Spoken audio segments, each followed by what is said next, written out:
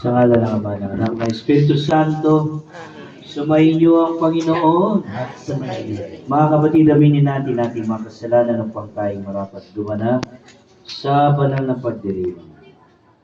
Inaamin ko sa makapangyarihan ng Diyos at sa inyo mga kapatid, na lubha ang pagkasala sa isip, sa salita at sa gawa, at sa aking pagkukulang.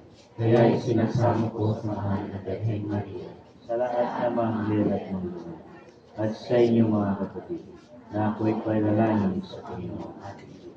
Kaawaan tayo ng mga pangyarihan Diyos, patuwarin tayo sa ating mga kasalanan, at patnubayan tayo sa buhay na walang hanggan.